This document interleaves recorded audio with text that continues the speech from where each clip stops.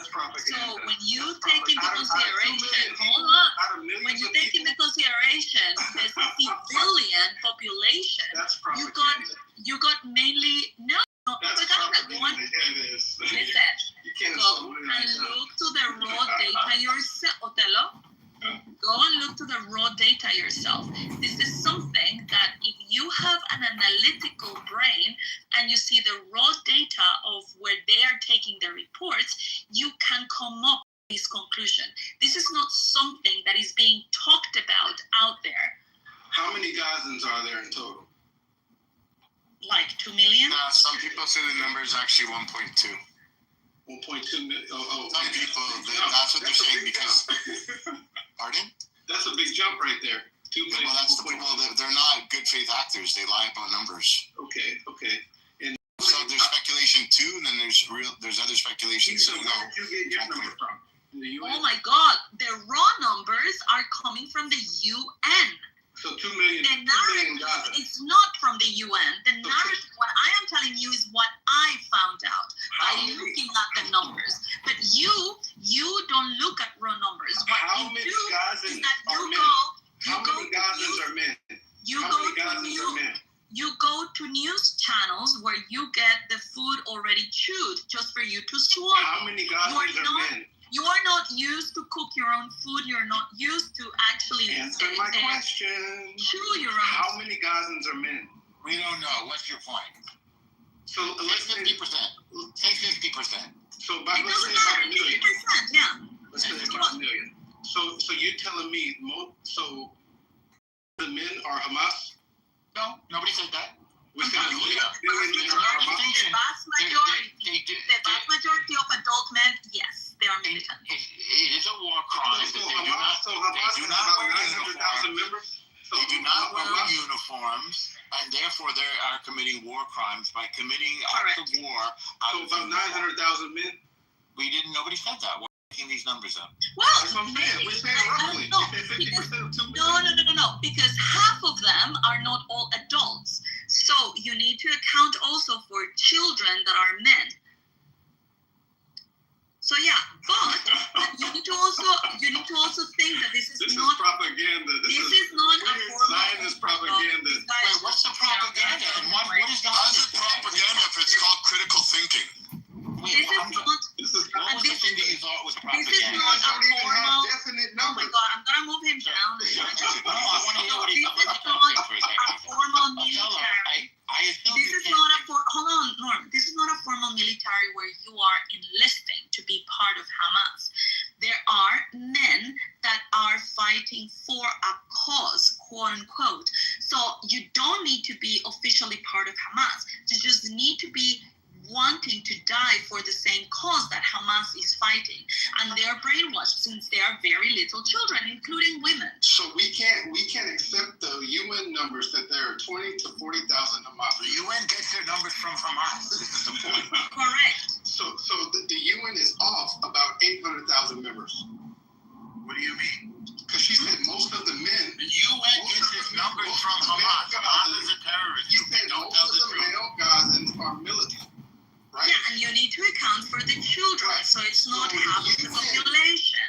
And if you had a brain, you would understand that when you are talking about demographics in any country, roughly 50-50% women and men in every place in the world, but then you need to account for children, and then you need to account for old people. You need to account for old people. We're talking here about actually adults that are able to take part in society. This is so weird. Israel knows if they're fighting 900,000 people or not. Israel knows if they're fighting 1 million people or not, okay? The UN says that there's 20 to 40,000 Hamas members. Wait, let me talk to the person. Israel also killed 1 million people or targeted 1 million people. Your propaganda won't stick. I mean, Othello, what's the propaganda? What point are you trying to make? What's your question? She says that most of the men in Gaza are militants, are Hamas, right? The UN is reporting that there's 20 to 40,000 members of Hamas.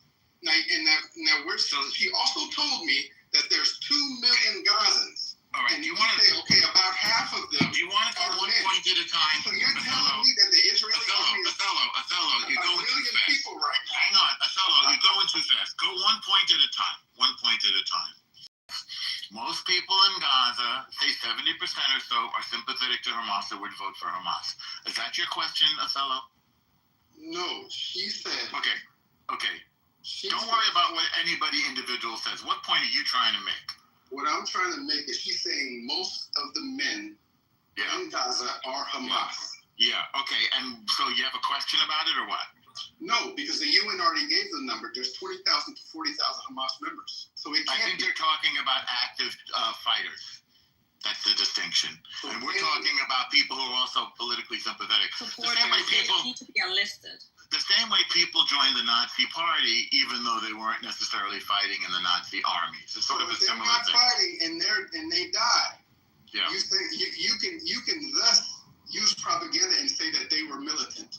No, you can give no, them that no, title, no, no, even not, though you they're don't not need fighting. to. You don't need to say that. Even though they're not fighting. You don't need to say that. So people die in war, and there's collateral damage. And when the military embeds its assets in civilian areas, that maximizes the numbers of civilian deaths by design of the terrorists. Are you with me so far? I'm here with you, but what I'm saying is Okay. her propaganda So which part does not fit. did you understand what I just said, though? I know what you're saying. Okay, do And you I agree. dispute it? Okay, But we agree. when we get to the numbers, they don't add up. Okay, we're talking about two different categories of people, fighters and civilians who are sympathetic to Hamas. The big problem is the fighters. Now, the weird thing is that they will pass the weapons off to anybody around.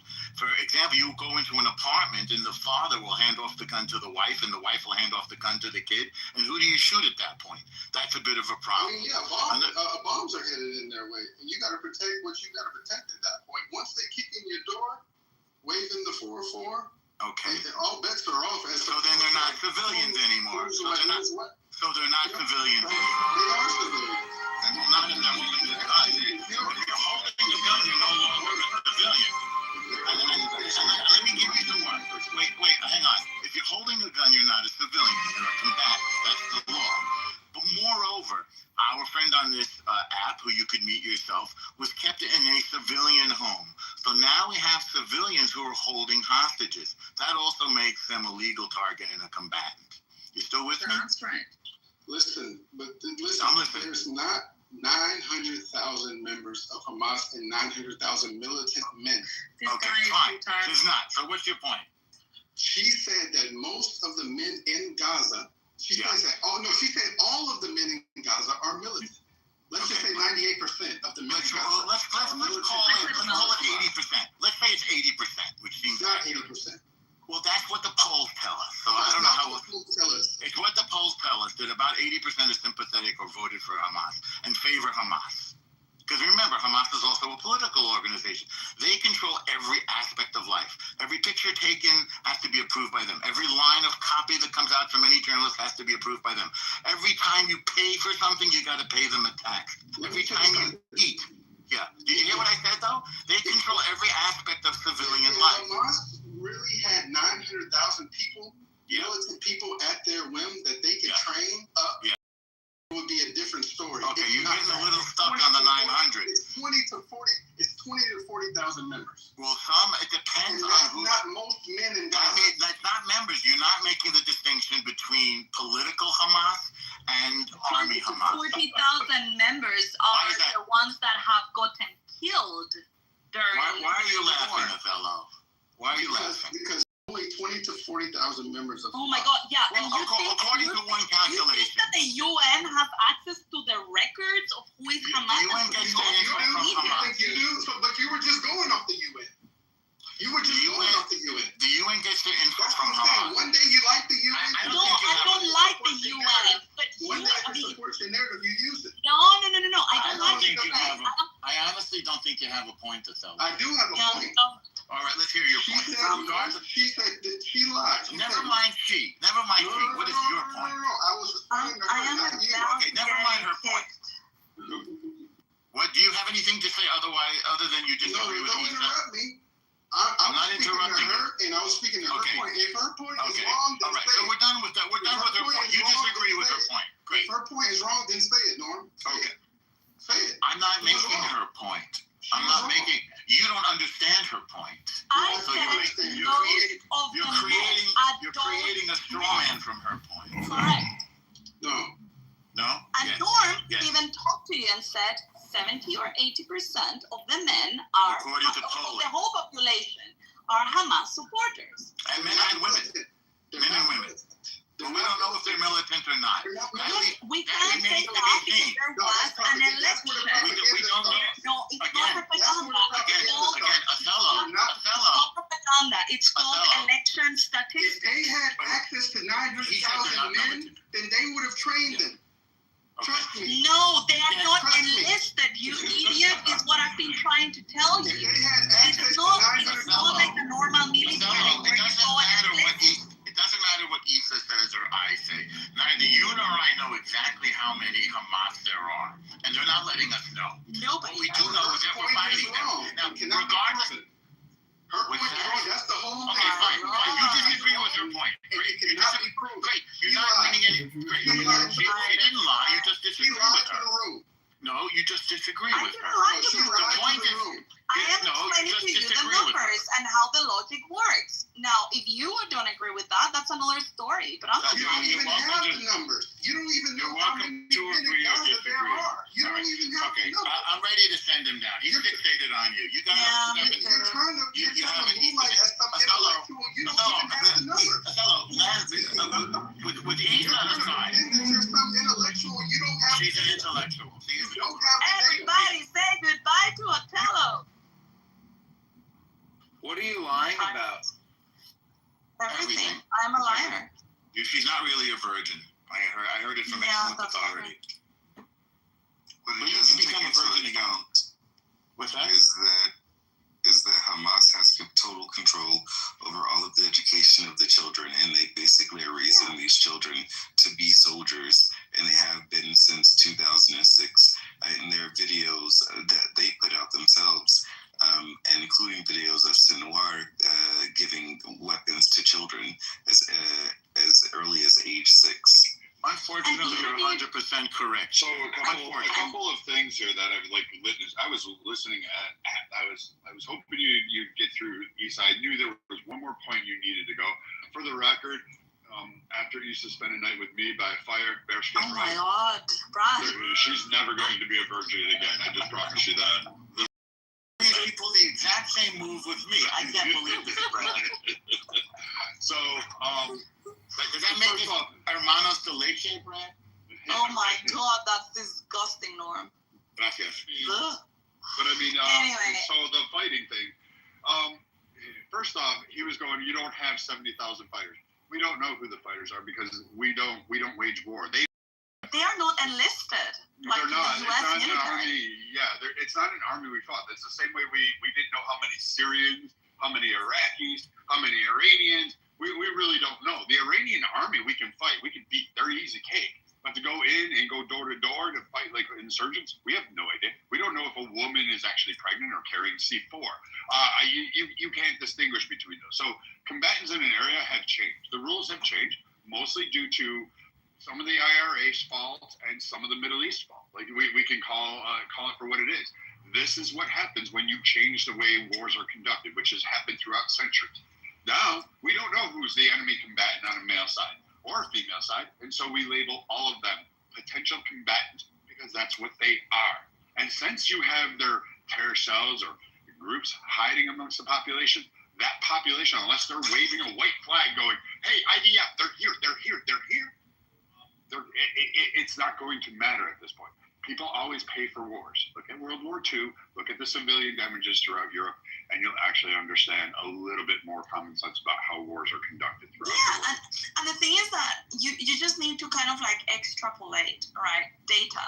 So what I was telling him is, okay, so roughly 50% of population is divided between men and women.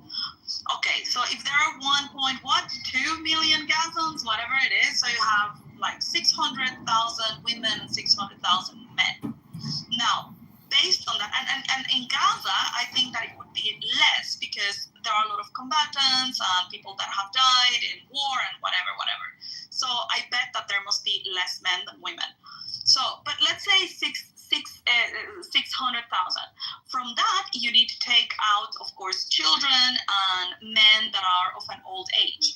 Gaza has got a very, very young population, so there are many children.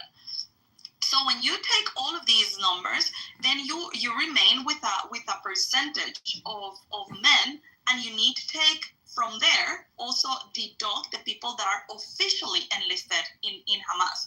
But then with whatever is left afterwards, you have a lot of supporters. As Norm said, about 70-80% of the population is supportive of Hamas, of the whole population. So that leaves you with a smaller number than 600,000, but it's still a large number. And when you take into consideration that most of the men are supporting of Hamas, they don't need to be enlisted. They just need to throw a stone or present aggressive towards the military that is securing the areas, and then they will be considered militant. And to what Sam was saying, Hamas is the government. They are in charge of the education system. If you have seen the programs, the TV shows that they show to children when they're 2, 3, 4 years old, and how they teach them to do math with Jews, like, oh, if I have 5 Jews and I kill 2 Jews, how many Jews do I have left? I mean, these people are indoctrinated. So yeah, men that grow up, they are already ready to fight, and that is part of the strategy. You don't need to be part of the military. You just need to be willing to die for them. And I'm just going to say this. The woman that is both Irish and Jewish by injection isn't wrong. So I'm just letting you guys know, like, she's actually pulling facts. And Lisa doesn't care one way or the other. She's not on one side particularly or the other. She's just more about the factual base. She would call it for what it is. People don't. No, and then when what I was saying about the UN numbers is when you look at the raw data that Hamas is reporting, these are Hamas numbers, the whole amount of people that have died, and then you cross-check it with what IDF is claiming. So the vast majority of men that have been killed are reported as combatants. So that means that when you focus on the civilian numbers, you will find almost no men there because they have been reported as combatants. So if there are no men or barely any men in the list of civilians, then yes, you will have percentages of 80% or 70% of women and children because it's the leftovers. But then when you realize that out of 40,000 people that have died, 20%, so 50% have been reported as combatants, then yeah, the other 20,000 that have been killed are women and children. And that's when they say, oh my God, look, most of the civilians or 80% of the civilians that have been killed are women and children. How dare they? Well, because there are no men accounted in the civilians. So that's the reason why you're able to play with statistics. And when you have the raw data, you can always create a narrative that is convenient to you. But you can also be critical thinker and try to make your sense on your own of the data you're looking at.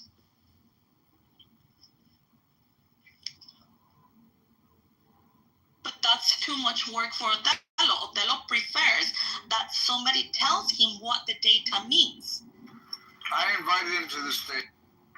No, they just removed him down, so don't do that. But the other thing that I have, the other thing that I have an issue with is when we have these whole debates is, why is it that you never talk about, like, no one ever brings up in these, like, oh, Israel's doing this and all this stuff. You don't talk about the Palestine that exist within Israel, the citizens there. Or you don't talk about the Christian ones that had to flee, or the 500,000 that are parked their asses in Chile and other places around the world because they were being persecuted by, guess who? Fucking Hamas itself. So, I mean, like the whole PA didn't even like that. So they all fled during that time.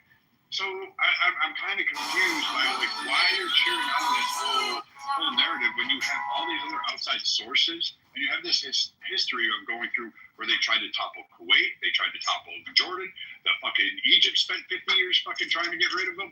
I mean, the whole Hamas thing, the whole fucking Muslim Brotherhood shit. Like, I mean, Jesus Christ, like at least get your facts right before you go on stage and go up to someone like Norm or Issa and Daniel who done this shit. But it's also the logic. These guys are just consuming and swallowing whatever the TV has chewed for them, and whatever they say, they come and repeat. Another thing is that you need to see the demographics and you need to understand the culture of these places. When you're looking at statistics where they claim that anyone from 18 years old and under is classified as a child, that is not how this society works. In this society, a 13-year-old, a 14-year-old, even probably younger than that, they are already being taught how to deceive the enemy and how to provoke the enemy and how it is noble to die for the cause. So when you have these that are already playing a role in the war, you report them as quote unquote innocent children. They are already combatants. So you also need to take that into consideration. So it's not just about the plain numbers. There is a logic or a reason behind reading the numbers. Yeah, these people are playing by a different paradigm than people in the West are. They don't understand that they don't really have free choice or free will, because their will is the will of the state, or the people who control the state, which in this case is Hamas. So the vast majority of the people, and not only are they controlling them intellectually, but emotionally through religion. So they give them their religion, they give them their identity, they give them their marching orders, and this is the reality of the culture and the nature of Hamas.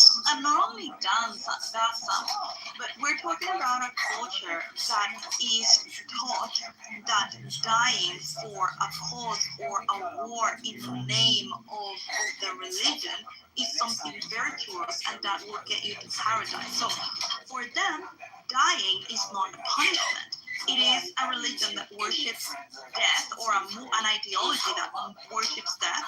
So if they put themselves in the face of death, they are doing something virtuous. So when you talk about a population of civilians that, if you were talking about civilians that are trying to run for their lives, that's another thing, another complete different situation than when you're facing civilians that are willing to sacrifice their life and putting themselves in danger just in order to prove a point or to achieve an objective. So yeah, the IDF, it doesn't matter how much they tell them when they're going to bomb a building or when they're going into a specific area and they give them enough time in advance, a lot of them decide to risk their lives and die for the cause. And they have a word for it. It's called the Shahid. Yeah. I don't know, like all of these facts take into consideration, and it's useful to try to make sense of the data. The data is not just like straightforward. The data helps you tell a story, but you decide what story you're going to tell.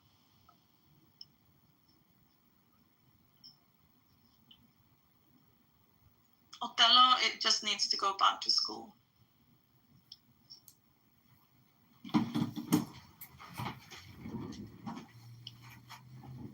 It's like he didn't hear anything, or maybe he did, but his little peanut brain cannot process it.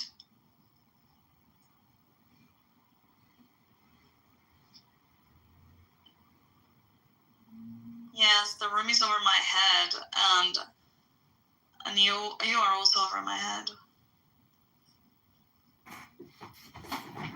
The hospital bombing was pretty bad. Oh my God. You know, you guys spend so much time talking about Israel. I'd like to read you a poem because you got a lot of drama and a lot of gossip you're talking about all the time. It's a lot of anxiety to talk about all this gossip and drama and murder and terrorism.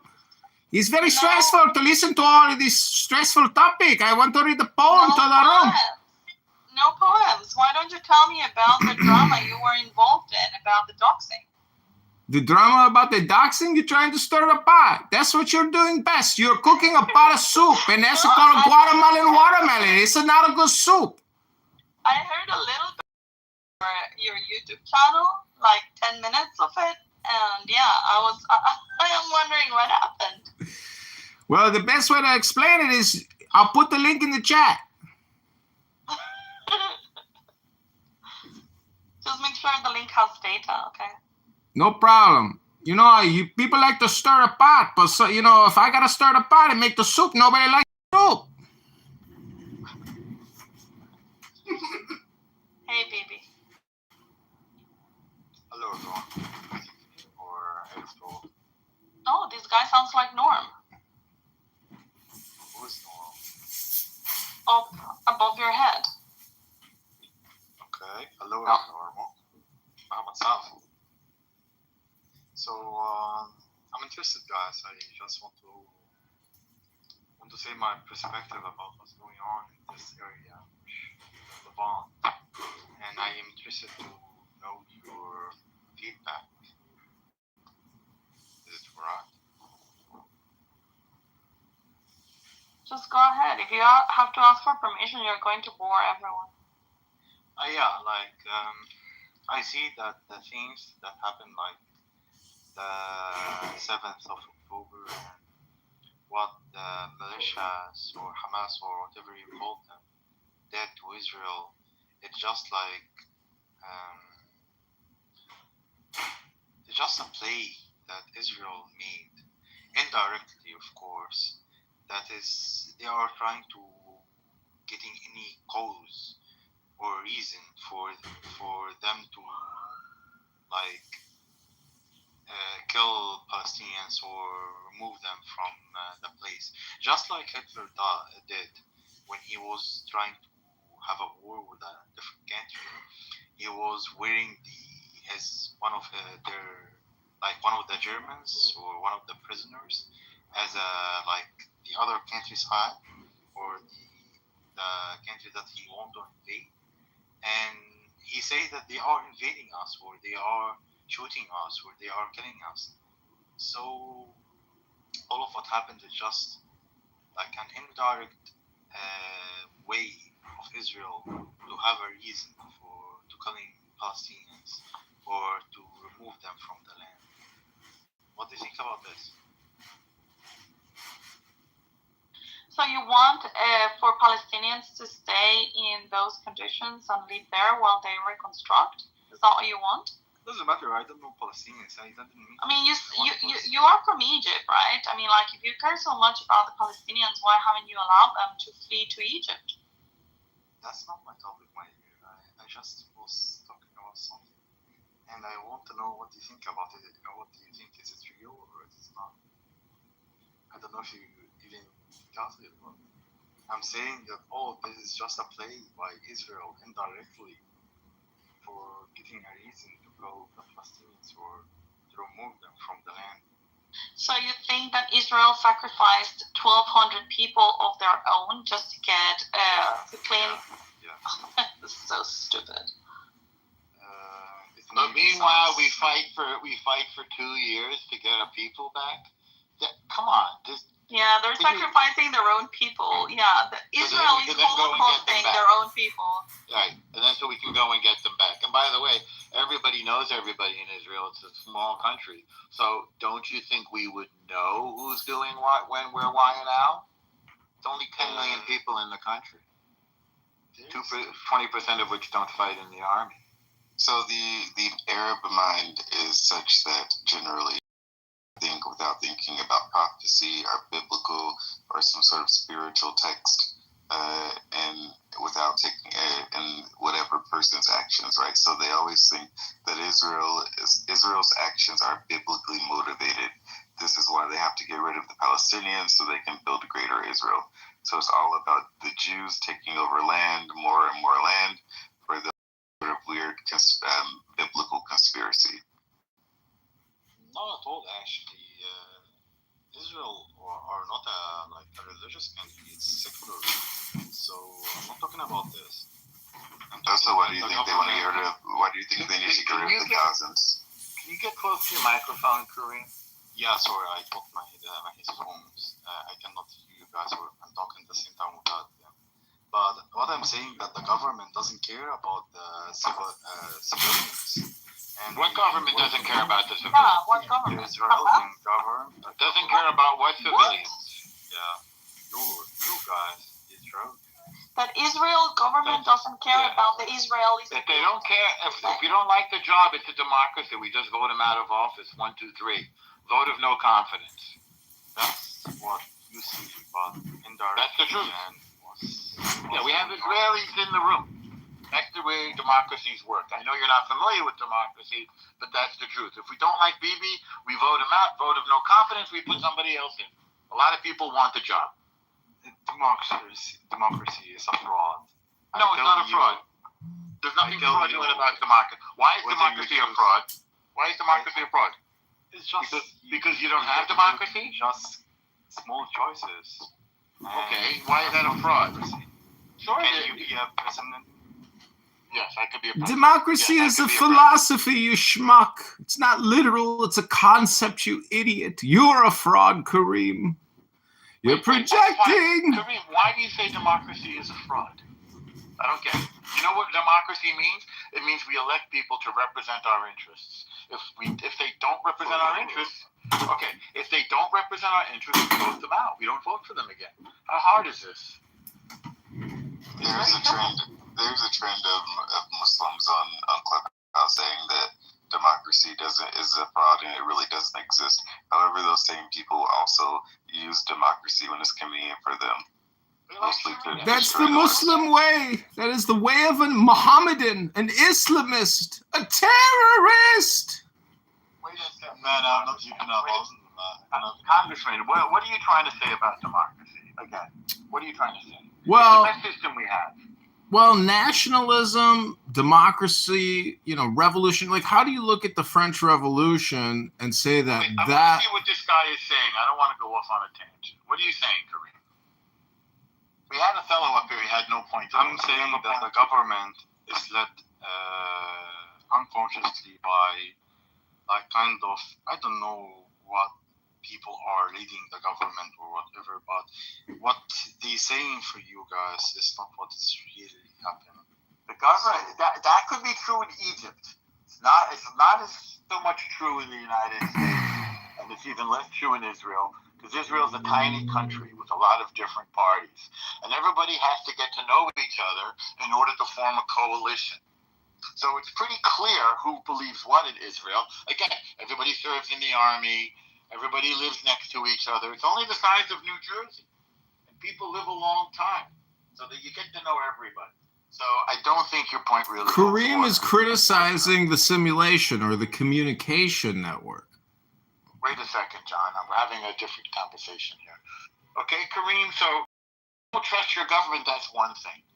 But to the extent possible, take a look at the wealth that's been created in Israel in the past 20 years. I think its economy is quadrupled thanks to deregulation and the technology boom.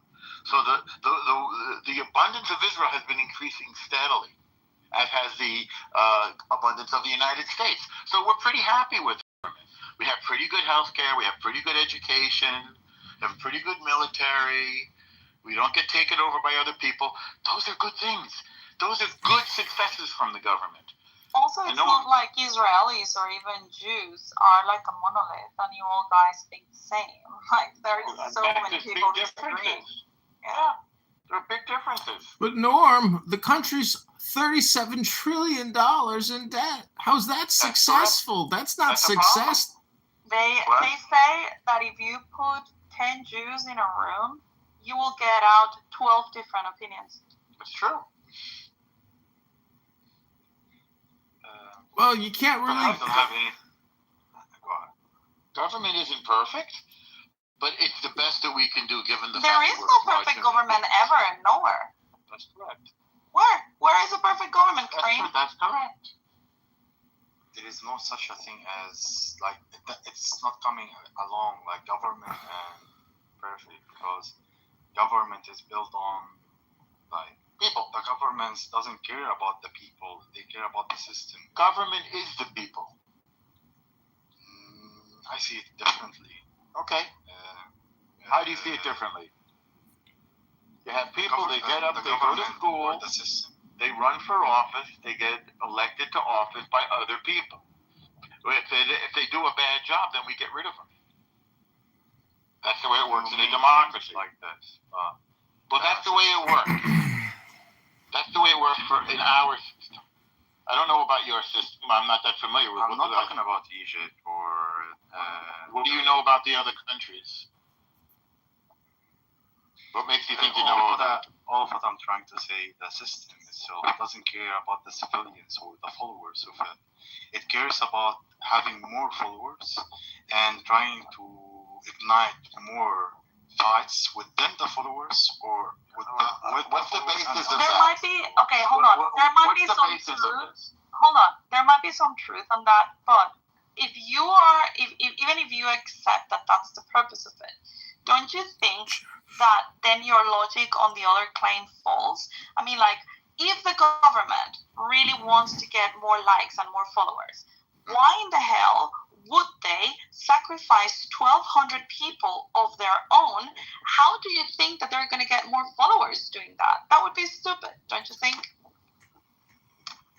they are getting right now. How many people are part of your conspiracy? One person, 100 people? How many people are in on your secret that you made up out of your head? Didn't mean anything. That's how I think. Yeah, you made it up. Well, not so fast though, Norma. No, Mikhail. hold on. It's not that he made it up. He's trying to do kind of like a thought experiment, let's say, saying, oh, well, yeah, you know, Israel might be sacrificing their own people so that they have got the right justification to clean up Gaza. But now I am trying to make you think about what you're saying. Let's go with the claim. Let's say that that's true. When you start asking the other questions around that claim, it doesn't make any sense. So that means that your claim might not be logical. So if you're doing this in order to gain approval or gain followers or gain whatever, because they don't care about the people, they just care about the followers, how exactly would killing 1,200 of your people gain you more followers? That would be a very bad strategy. I think he's speaking generally, If Lisa. if the actual goal were to clean up Gaza, then don't you think that they could have done it similar way? I mean, like, they have got the technology, they have got the support, they have got everything. Why would they need to sacrifice 1,200 of their people? We could just drop a bomb on Gaza. Exactly. Like, if what you're saying is true, they wouldn't have to go through this. They could do it without killing their own people. What is the? And that's what I'm What trying is to the do, like, for point? you to think about your own claim. I didn't continue what I'm saying. I was trying to say that any system in the world, not just Israel, is trying to do. It's like have two laws: more followers they are trying to reach, and more fights. And do you see what's happening to Israel right now? Do you think that they're winning the public opinion war? Because I think that they're losing it. I mean, a lot of people are against Israel, so how exactly? They're very bad strategists. You know, according to you, this is gonna make them stronger, and it's bullshit. It's not making them stronger. The war make the system stronger, whether it's revolution or whether it's war with you're another. seeing a lot of people hating on Israel. A lot of the younger generations that are going to be leaders of tomorrow, they're hating on Israel right now. They will be against Israel in a couple of decades. So why do you think that Israel will want that? Is stupid. That's what the system wants, because the bad energy or the kind of the negative energy, the system lives on it, like psychologically and energetically, because I believe in the both, the material and the non-material way. So you're not saying anything. But Karim, there are two options. Either Israel is the biggest evil, or they are the dumbest. Israel is Hold on, they are the dumbest, but they cannot be the two at the same time. You gotta pick one. Israel If they're the biggest evil, it would be like ridiculous that they went this way. They could have done it and get over it, you know. Now, if they're stupid, then it doesn't make sense, Karim. Israel is just one government and thousands of governments or systems that have been on this earth, and it's just the same stories happen again and again. I don't have anything other to say. I just will go with the audience. And as the سفر القول says, ما شاء يعرف شيء إيه، ما شاء الناس يعرف شيء ما سي، وين كل حدا شاف شيء. Bye bye guys. Was that Japanese? What? Was that Japanese?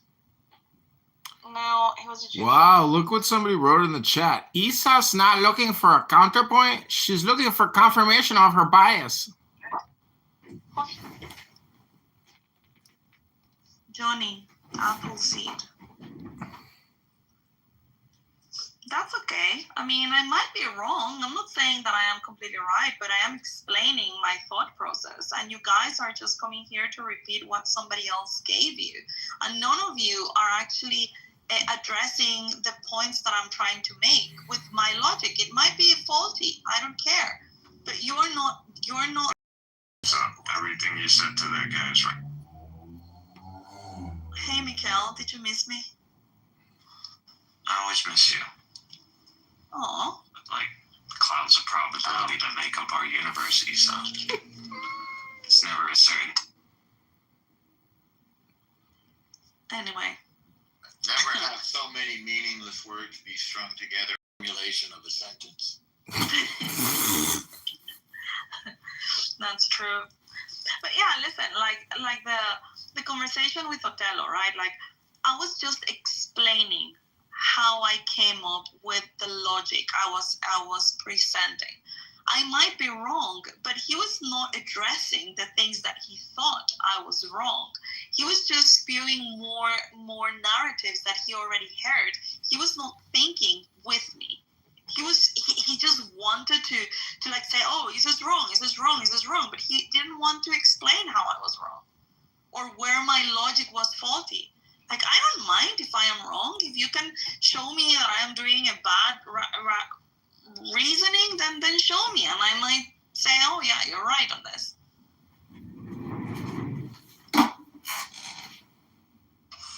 Not everything's a conspiracy. You're right. It's always, it always comes down to, are people stupid or are they bad? Usually they're just stupid. I think in the case of the Palestinians, unfortunately, they're stupid. They make terrible decisions that have led to their own destruction. And sure, the whole world loves a loser and feels sorry for somebody who claims to be oppressed. But how long is that going to last? Once Gaza is gone, it's gone. You think it's just going to come back? It's not going to come back. They brought death into. They tried to wipe out the Jewish state, and they ended up wiping out themselves. It's a classic story. Yeah.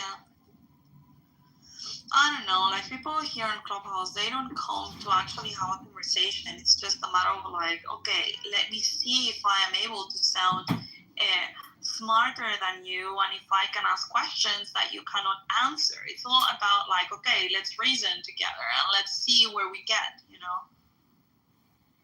I mean, if you feel like you're the odd one out in this kind of mentality, then maybe it's your surrounding, don't you think? No, well, yeah, of course. I mean, like my surrounding in Clubhouse is a lot of retarded people. I mean, I'm aware of that. And because I hang out with Jewish friends, they're always followed by Jewish hating people that are coming here just to spew a lot of like, I don't know, annoying claims just to trigger them, because that's the purpose. The purpose is not to talk. It's just to like throw jabs to see if they can get them triggered. And a lot of them fall for it. Well, yeah, you gotta definitely pick who you talk to, for sure. Yeah, that's the reason why I am not being patient anymore with the retards that come in the room just to yell. It's annoying. Yeah, a delicate being like yourself should not subjugate herself to that. That's right. That's And right. you're being very decent today. Why are you not yelling? You meant to say subject, not subjugate, by the way. No, subjugated. No, he didn't mean subjugate, he meant subject. Subjected.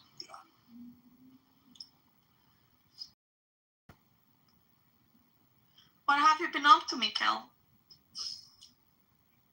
Have you been hanging out with Amir? Amir, they don't like No, anymore. I mean, Oh, you guys don't like that's it? been You have a blocked fallout? for a very long time now. He got thrown out for Just kind of screaming. petty. I don't know why. No, it's because you were screaming the N-word for hours at a time. He got sick of it. So, I mean, when you say a rabbi, how can you help yourself? Like, Well, how can you not a normal help yourself? person can help themselves. I don't know. Yeah. Are you saying you Such are not an in control? easy, like, Are you dart saying you to are not in throw. control of your nervous system, Mikkel? Sometimes you gotta indulge, Isa. You know that women are the ones supposed to be very emotional. Indulgence doesn't. I mean, you could say indulgence is emotional, sure. I mean, men like to indulge too. It's like there's a moment where you're having a serious conversation, Isa, and then there's a moment where, it's a food fight. And when you're in a food fight, there's no point of, I don't know if you've been in an American, school food fight. I've been in a food fight, and that's it. Like, all reason flies out the window. It's just, it's a food fight. So indulge, just enjoy the moment. Everybody's screwed after. The principal's gonna come in, and everything's gonna go to shit anyway. So. That's the thing. I have not even put myself in a position of being in the middle of a food fight. If you put yourself in a situation where you're in the middle of a food fight, you're an idiot. I mean, that's the American experience. I don't know. It's just like chaos is, you can't expect everybody to be on the same page. Like, it's just, sometimes it's just a shit show, and you're in the middle of a shit show, and enjoy it. It's part of the human experience. They're having a food fight in Gaza. It's kind of interesting. I think he's projecting a little bit. It takes a piece of shit to know a piece of shit is what this piece of shit's saying. Seems a little judgmental. I'm just saying, if you smell a turd or a fart, you might smell Mikhail. I'll agree on that one. We all got a piece of shit in us. But we didn't say let the piece of shit come out every now and then. Just don't let the piece of shit take over yourself, right, John? Like, just don't become the piece of shit. Yeah, don't be a terrorist. Treat your neighbor the way you want to be treated. Don't go to the Supernova Fest or any kind of concert and hurt anybody and be a piece of shit. Because that's what piece of shit murderer losers who face justice and ultimately get destroyed. You killed by the sword, you'll die by the sword. If you're a piece of shit, you're going to get flushed. I absolutely agree with that logic. If you are a piece of shit, you're going to get flushed. And, coming in and being the first terrorist in the Middle East and killing people for the sake of cleansing them to establish some sort of Nazi ethno-state in a territory that has 400 million Arabs isn't really the smartest idea. And a piece of shit idea is going to get flushed down the toilet eventually. You ever notice nobody buys your nonsense story, that it's at odds with reality? Reality does exist, Mikhail. And, people can open their eyes and see it. Not everybody is so married to this delusional bullshit that you're spouting. Some people just have to open their eyes. The first terrorist in the Middle East. Who puts on suicide vests and blow themselves up? Who puts suicide vests on children? Who brings the kind of death and destruction that you see in Gaza upon their own people? Who builds 500 kilometers of tunnels and then doesn't let one single child come down into the tunnel? Why is that? They say they care about their children. How about letting them down into the 500 kilometers of tunnel? I mean, make it make sense, man. Don't you think at some point they're able to think their way through this? No? You think everybody's just going to buy a bunch of bullshit? The children! You think that's enough of an argument? The first terrorists! They took our land! Really? Well, he's doing history revision. He's a history hypnotist, El Normo. How much reparations do you want in your California home? If you're a citizen of California, how the hell you were? Make it make sense, man. He lived through the Nakba, El Normo. He's a victim himself. Stop talking. maybe take a breather there, Norm. Maybe we can. Nobody make was sense talking for to you, us now, but, were they? We've tried. I mean, I know the meta. I know. Let's see that. Mikhail is a history hypnotist. Yeah. Play victim. Just breathe, bro. Breathe. Play victim. Be butthurt. And then he Talk starts about singing. Norm. Like, look at this guy. Talk about Like, Norm. what is because this you have emotional no train more. wreck that these people The become? first terrorist. Like, logic and reason. No wonder she has to leave. Yeah, Mikhail. Because you guys aren't logical and reasonable. I got Mikhail. I made Lunatics a bunch like of Norm. easy, Mikhail. Don't get flipped out. Look at this lunatic. Easy, Mikhail. Look at- Easy. Can't stop talking. Don't flip out, Mikhail. You're gonna be okay. No, you're just It's fine. all gonna be fine. You're You funny, know you're dude. about to You're lose funny. Gaza City. You're gonna have Yeah, one of alright. two choices. You're either Okay, gonna we'll give see. back all We'll the see. terrorists. We'll see. Yes, we've been seeing, haven't we? We've been seeing. Surely All you I don't see think is that this Israel is your losing. point. We've been seeing, right? And yet, what's gonna September. happen next in Gaza? What do you think? September 22nd. What do you think is gonna happen? September What do you think is 22nd. gonna happen? Yeah. What about September 22nd? What about September 22nd? I gotta thank Netanyahu. What about personally. September- what If about I knew September a 22nd? war was gonna get You us have nothing global to say, right do you? like You have nothing this to say. fast, You I said would have that. done a war a long You time ago. have nothing. Okay. All right. You know, El Normo, he's a It's gonna be okay. history revisionist. Something new will happen. You're going to be safe in California, and we're going to get our hostages back, dead or alive. And Gaza City is going to fall because your people led you right off a cliff. The same way you run off a cliff every time you talk to me, same exact thing. Right off the cliff. You know, some of Nothing to say. El Nothing to say Normo. that, Norm, you're an emotional guy. El Normo, some of my funniest clips, I have to admit, are listening to you, tease Mikhail. But the problem is nobody wants to have to tease a person to try to get them to see the truth. And, you hear the things he says. I think people should pay attention and listen to what people are saying. He just said we should have started the war sooner. What kind of a mentality is that for a young man on a Thursday evening or a Wednesday evening, while you're supposed to be doing something with your life? Instead, people are sitting here thinking about, war and homicide. It's sickening. What did I say to Mikhail? It's funny. And you're I could play you some clips if you want to hear yourself. Do you remember anything? Yeah, you're like baby talking him. I guess you could play it. There's a lot of El Normo clips on YouTube. Just type in El Normo Clubhouse, and there you go. The best of El Normo. Really? Oh yeah, there's a lot of them. I've sent you many. I'm not very vain because I don't even go. I know, it's because you're too busy having fun. Nobody cares about this stuff. Too busy having fun. I don't know why Issa left. She got her dopamine fill. Okay, this is Soren versus El Normo. Okay, you don't mean Mikhail. You mean Soren. Okay, go ahead. It's English. Do you know? Have you forgotten it? What does it say about you? I say, hey, Puria, who are you? And you go, from Israel, with Florida. Come on, Puria. When did that ever work? I go, Puria, what kind of work do you do? Israel and NBC and CBS. But who's Puria? Who's Puria?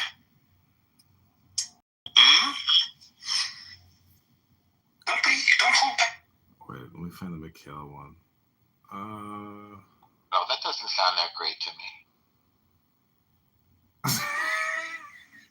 The thing is, I think you have to eventually come to the conclusion, El Normo, that it's a comedy and a tragedy. But, Clubhouse is actually more comedy than it is tragedy. And, as long as nobody personally gets hurt here, or people don't make threats of violence, like pretty much everything is open except for other illegal topics of discussion. But I don't know, to me, it's just funny hearing all these conversations and, in hindsight or listening to a clip of you, have a debate with somebody, because you spend a lot of time and they spend a lot of time and they enjoy it when you give them the El Normo effect. How would you describe the El Normo effect? I mean, you can just humiliating them. Well, you have a better and more accurate history as opposed to what they're saying. Plus, you don't make homicidal ideation terrorist death threats. So there's a big difference in what you're doing versus what they're doing. I mean, you're playing the role of the defender of Israel and its legitimacy and in the pursuit of justice. So they don't have anything to really stand on. So it becomes more of a comedy show or a roast show. They want to kill Jews and pretend that they're not, but it's kind of obvious that they are. It's insane comedy, because you could be more legalistic, but that's not your personality. You're a funny, friendly, social person, and these are people making death threats against you and your brothers and sisters and your cousins and your aunts and uncles. So these are sick people, and they've been doing it for years on this app, and I report them to the FBI now. I want people to know that there are these little hate spaces on this app of terrorist promoters and terrorist supporters.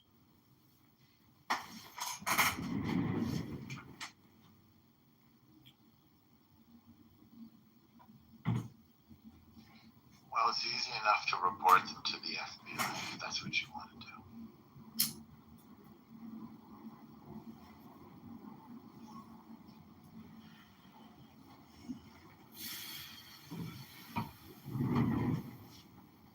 Well, nobody's taking any action. Clubhouse doesn't shut their accounts off, doesn't close the rooms and houses. So, I don't have much hope for the correct censorship that should be in place. You should send me a link to Amir's room because I don't see it, and I have to assume that he's blocking me. It's the only explanation. Yeah. Unless you know of another one. No, I mean, all you have to do is get anonymous on a separate account, and you can find the room again. I don't know what to tell you.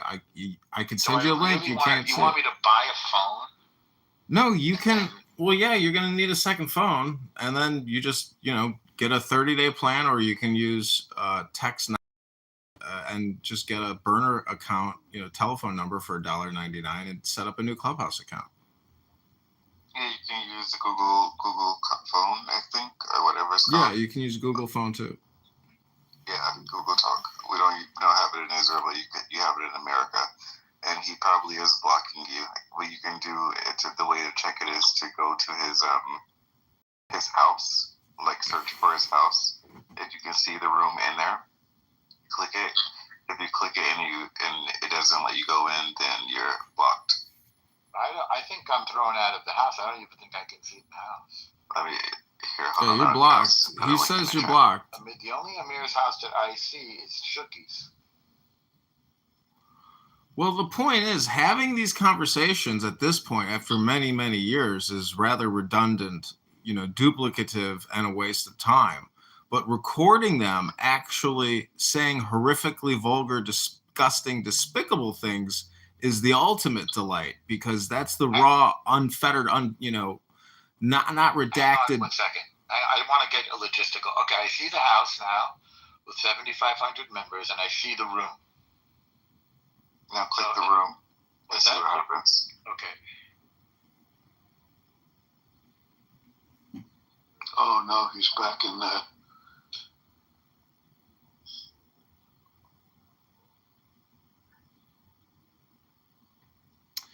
So this is Barely Friends. Okay, I went into the room, so I'm not blocked. Oh, wow. I think it's shadow banned. I think that's the answer. Oh. Yeah, that could be it. That's how I found this room, is I had to type in itty bitty just to find it. Because it's shadow banned? It might just be independently shadow banned for you, at the individual algorithm, not for everybody. Yeah, I think so. I think it's that customized. Were you able to get in? Yes. So I'm not blocked. I guess it's just shadow banned. The shadow band being that it appears further down, you have to scroll. Or invisible. Huh? Or it's invisible. The losers in Amir's room yesterday were laughing about a 3-year-old Jewish child who nearly died I suppose when a piano fell on him or something, and they said, "Is the piano, is the piano okay?" And they're all sitting there giggling and laughing. Like, what kind of grown men sit there and laugh at, a young person who gets injured? Well, I mean, how big of losers could you really be? And so that's the thing that also makes me angry, is that there are humans this pathetic in reality. It's projection. They don't really actually care about what's going on. They just think that that's what the quote-unquote Zionists are doing when it comes to Palestinian or Muslim kids. They actually honestly don't care about those children. It's sort of like it's their type of, how do you call this, jihad. This is their jihad. It is definitely their jihad. I said that exact thing to Amir. And he was very quiet when I said it, because I think he recognized the truth of what I said. You're right. And it's a lot about pride, and it's about the triumph of Islam. And if this continues, Israel's string of victories over the decades, then it can only mean one thing, and that is that God does not favor them. Or at least God does not favor them in this matter. And I think that's very painful to them, and they have to reassure themselves, because it undermines their entire worldview. That's not easy. Like, what if your whole belief system is undermined by contradiction that is there for all of you for everyone to see? See, I think you might actually be projecting a little bit when you, because which part? About undermining the legitimacy of your nation, or undermining the credibility of your God. I mean, because the army that wins the battle and wins the war is the army or the general that used super intelligence to win the war. It's basically undermining their intelligence. If you believe, we're in the West, and we believe that battles are really, and wars are won by brains and firepower. But I believe, remember, these guys have no firepower, and they're not exactly known for their brains. Not to be cruel or insensitive or even racist, but they have not shown themselves to be the brightest bulb in the marquee. So, I mean, they could have had a state if they wanted a state, as one small example, over and over again, and they wouldn't be in this position. I mean, they could have had airports and seaports and schools, like all the things that you know. They took all this money that we sunk into them, we meaning the West, and they put it all into building those tunnels. The tunnels are they're like one of the great wonders of the modern world, the terror tunnels, 500 kilometers of terror tunnels. Nobody's ever done it. Not Vietnam, which was much bigger. Not, pick another group that builds tunnels. Nobody else has built 500 kilometers of tunnels. They did the whole thing for one purpose only, to attack the Jewish state. They didn't even let their own people in the tunnels. Think about that. They wanted their own people to die. But just even saying that is mind-boggling, isn't it? When was there? I mean, okay, you had what do they call them again? It's a war strategy. You had kamikazes in World War II, yeah. But it wasn't the point of the entire Japanese population. It wasn't like they sent their kids into those wooden. Remember, they were also wood airplanes, very light. This is very common in war. This is very common. You can look at what the Soviets had to do with their machine gunning, their soldiers, if they turned back. I mean, fratricide is a real part of the insanity of war. It's very common in war. It's part of the definition. Really? Oh, yeah. I guarantee you, if you look at, the top 100 battles in human history, you would see a lot of fratricide. You mean friendly fire, or you mean deliberate killing, fragging, as we used to say in Vietnam? I mean that, like, in the World War I trenches, when a French general, ordered 60,000 men to go charge a German position and 30,000 of them got wiped out. Like, that is incompetence to such a degree that in a way you could say that's fratricide as well. Well, I mean, maybe this is not really adequate, but that is the way wars were fought then. You run up the hill and some of you get through. Well, they say psychological. Well, look at Gettysburg. You know, they went up a fucking hill into reinforced, weapons. So, like, I'm saying that people will literally march to their death and force other people to do it on their behalf as well. So I'm reading a book about the Battle of Gettysburg, and when I said people run up a hill, I was talking about that battle in that hill. And the novel is called Killer Angels, considered the best novel about about the Civil War, and maybe one of the best novels about war, period. So I was talking exactly about what you just said. It's a little scary for both of us, but we're on the same frequency here. And so then I have to repeat. They thought that some of them would get through. Then the general's responsibility was to calculate if enough would get through to win the battle, knowing that many would die. And if you look at the way wars were fought, you know more about this than me because I think you're trained in war to some extent. Wars were fought, and this is what Russians do as well, by throwing a lot of people at the enemy and hoping that more get through than not, that enough get through to defeat the enemy, knowing that many will die. I don't know what percentage died in that. I forget the name, but do you remember the name of that hill? I can look it up. Well, going back to October 7th, that was an apocalyptic raid. That was an all-or-nothing suicidal dash of epic proportions, and it caused a great wound. But the blowback, this is what Ron Paul talks about, is the blowback from international intervention. And, so when you attack your neighbor, I mean, the thing is they weren't able to destroy their neighbor, and in the process they got destroyed. So this is what they're living with, and I hope to God they surrender and release the hostages, but chances are they are so fixated and in a trance, they will not be able to break these people's suicidal intentions, which is just like the Japanese, like you said earlier, the kamikazes. They have the conditioning in them to go all the way to the end, and that's unfortunate.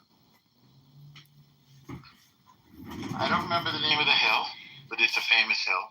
Okay, there's the Battle of Bunker Hill, there's the Battle of San Juan Hill, the Battle of Pork Chop Hill, the Battle of Ammunition Hill, the Battle of Hamburger Hill in Vietnam, the Battle of Cemetery Hill, the Battle of Champion Hill, the Battle of Malvern Hill. I was talking about the Civil War in this case. Oh, Civil War. Okay, let me do it again. Well, it's the famous hill that John was talking about. They sent the rebels up. They've been winning pretty consistently up until that point. They were better fighters, more motivated. Well, I know you're a filmmaker. Who's the guy who did Full Metal Jacket? Stanley Kubrick. Did you ever see his first film with Kirk Douglas? Paths of Glory. Paths of Glory. Like, that's the type of real assholery insanity that a lot of stupid people will do to other people. They victimize their coworkers. They victimize their fellow soldiers into doing dastardly crimes and in the process wiping themselves out. That's stupidity. So what I'm saying, if you know what the word Mossad means in Hebrew, it means supreme intelligence. So the supreme intelligence always supersedes, these more superfluous actions. It was not a victory. I think the thing that Israel should always be concerned about is Pyrrhic victories.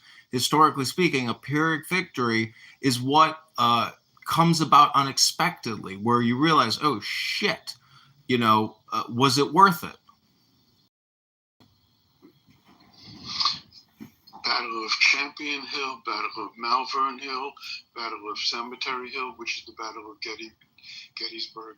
Might be Cemetery Hill because we're talking Gettysburg. Mm-hmm. There's Oak Hill, and there's Fisher's Hill, Honey Hill, Spring Hill, and there's more. But I have to do something. I don't know. Dive in AI mode. Yeah, downtown Chicago is a gravesite for these soldiers. You know, it's in Lincoln Park. All these Civil War soldiers, you know, who died in these battles. You know, I went to this building downtown once and I saw all these young people that died in Afghanistan and Iraq, and I was like, my God, was it worth it? These are 18-year-old, 21, 26, 24, 23. Same thing at Yad Vashem in Israel.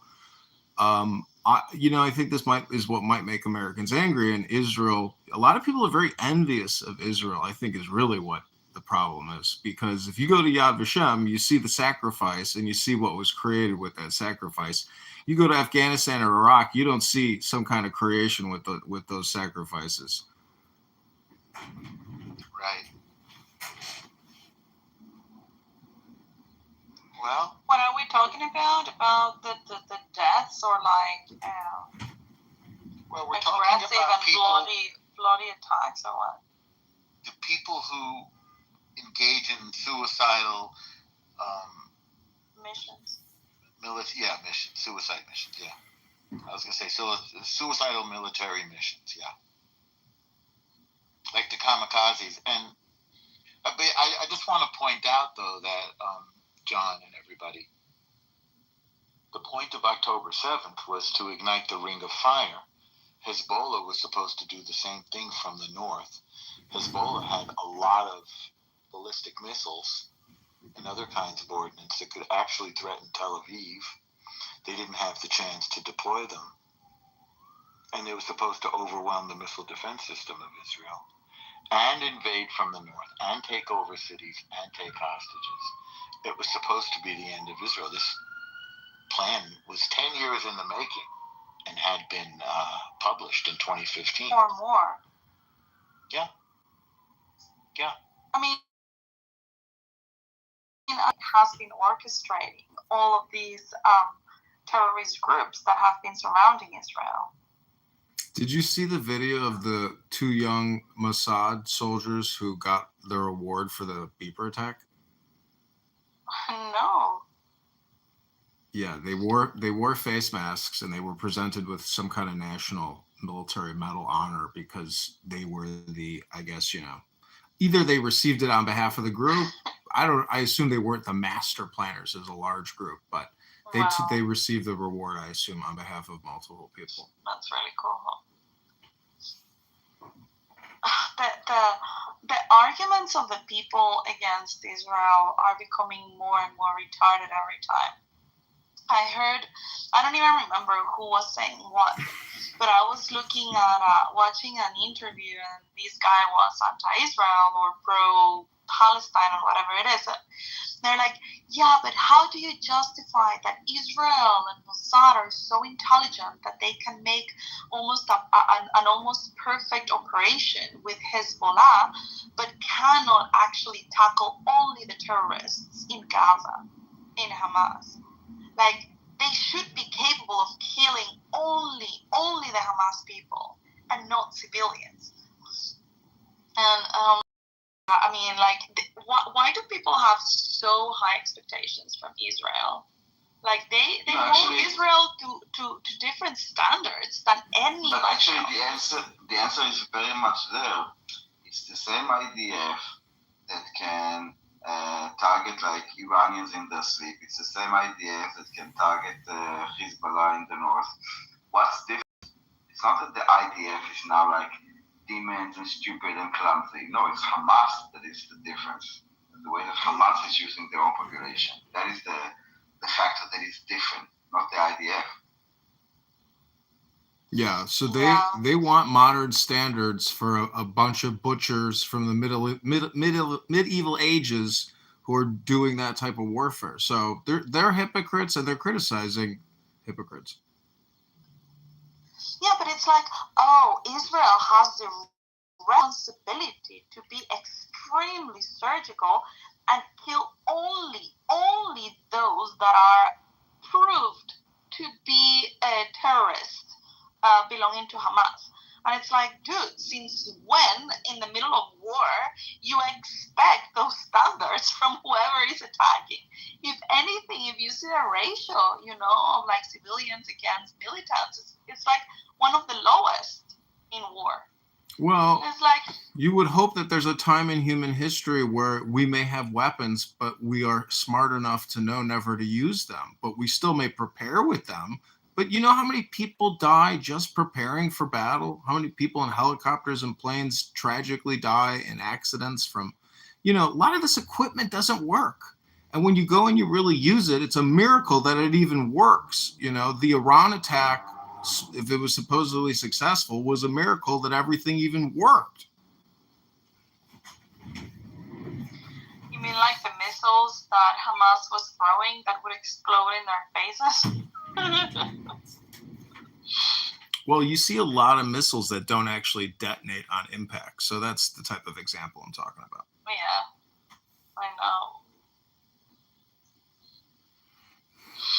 And some of Hamas's missiles landed in Gaza. Yeah, I know. They killed their own people.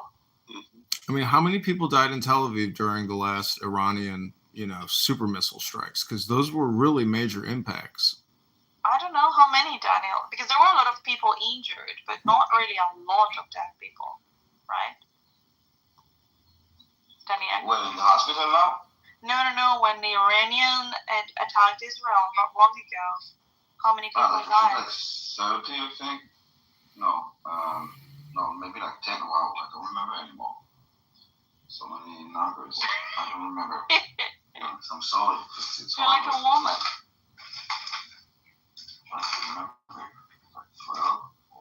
But I don't think it was like not even over. I mean, definitely not over 100. So it was more in the 10. No, not over 100. Definitely. This definitely. I'm trying to remember if it's like 10 or if it's like around like 28. For some reason, I have like both numbers in my head. I thought it was like 76 or something, but I know a major apartment block and a hospital got hit, I believe. But anyways, I'm just saying that's the only time that I've ever seen Israel take a major, smash. And those were really powerful impacts. Like those videos were shocking when I saw them. And that's the only time I've ever seen Israel come under heavy fire like that. And if Iran, they're saying that another war with Iran is going to break out by the end of the month.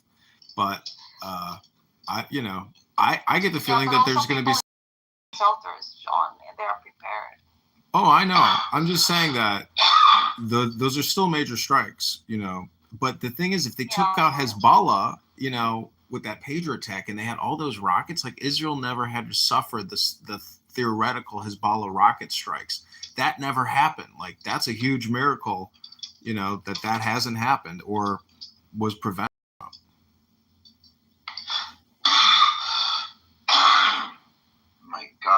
I think Israel is honestly a military and the intelligence is like it has no rival, like it's because we don't have any other choice. Unparalleled.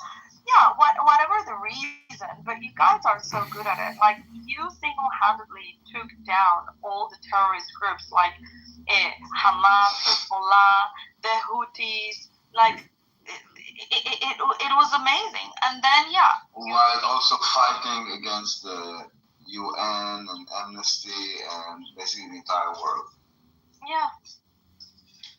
I think that was impressive, and then people are like, oh, but they need help from the US to drop that bomb. It's like, dude, it's one fucking bomb. Like, what are you complaining about? And actually, like, Israel is also doing the dirty work for the US. I mean, like, the US has suffered from these terrorist groups. The whole West is suffering from these terrorist groups. The whole world. I mean, even like people in Gaza are suffering from the terrorist group. It's not just like their own people are suffering like very much. Imagine living in Gaza. Yeah.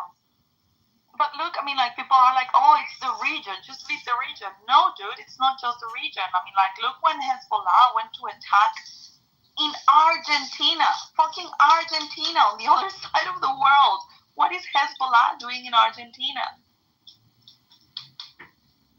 So if you think Netanyahu is going to do, a surgical incursion, kill as many hostages as possible, and liberate as many, or save as many hostages as possible and kill as many terrorists as possible. Like after that, then what happens to the remaining civilian population? Like what are the actual national, international, and logistic plans?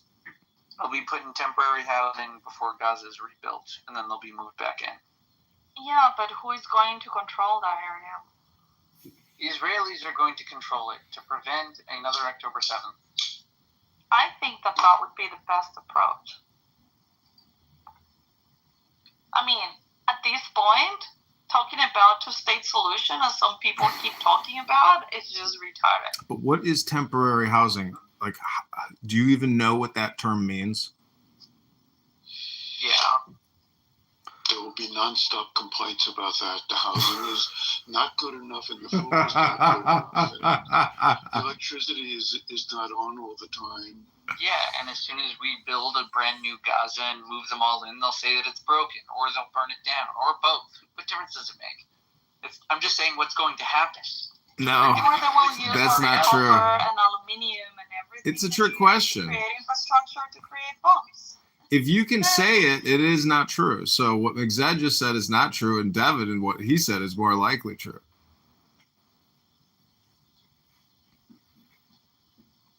Because there is no such thing as temporary housing. Either you got four walls and a roof with plumbing and a boiler, or you don't. It's called a tent. That's not temporary housing. While Jews rebuild Gaza, I mean, what kind of fucking logic is that?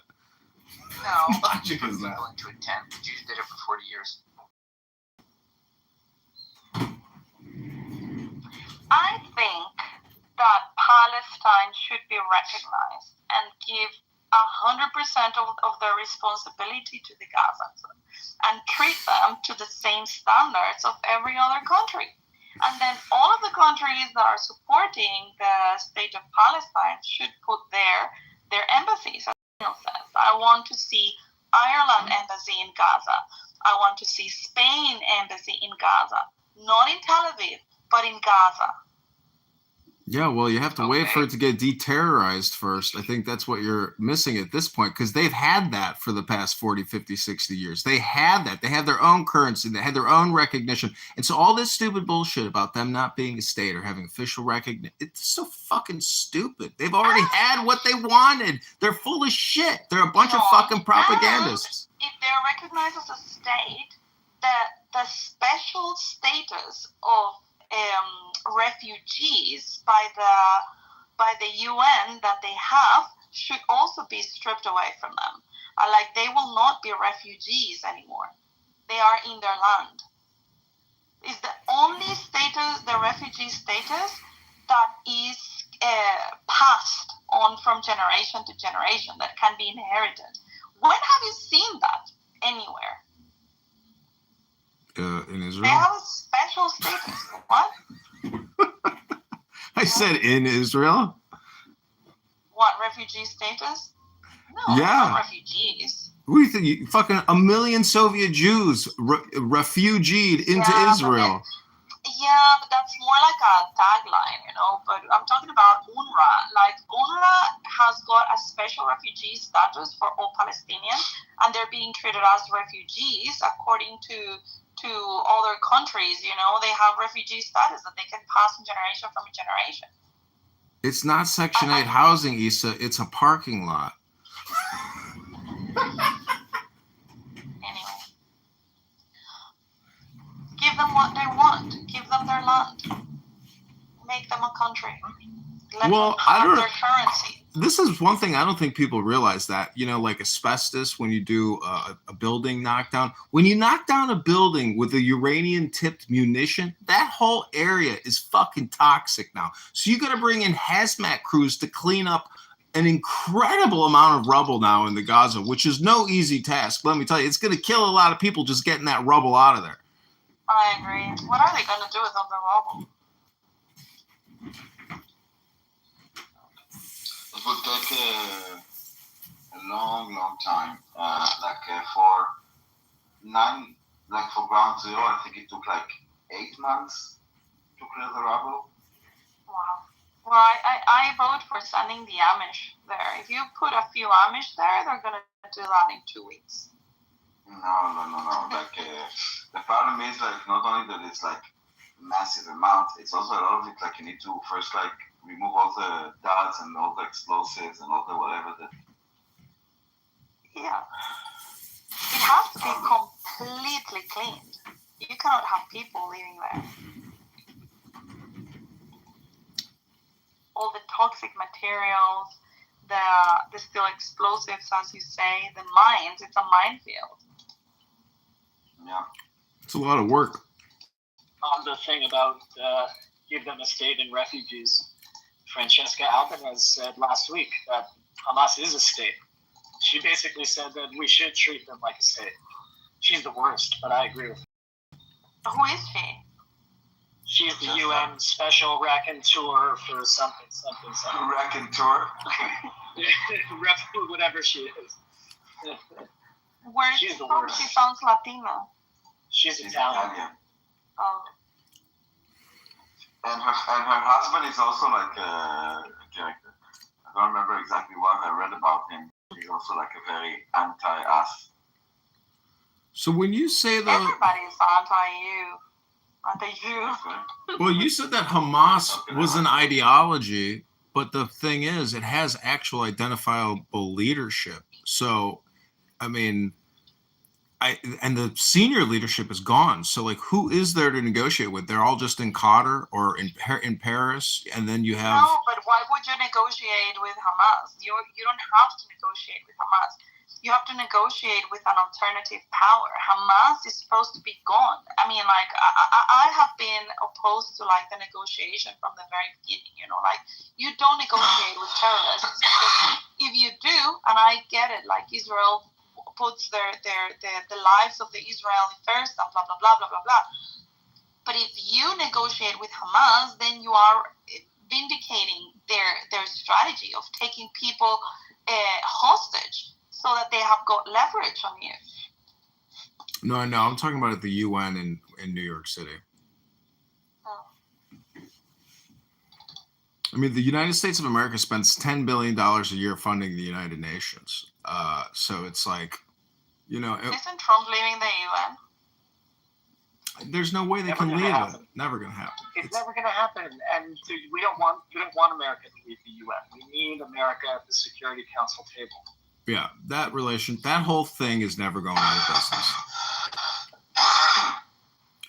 It's a big thing in New York City. But, you know, anyways, I'm just saying that it's a funeral procession, and nobody really likes going to funerals every day.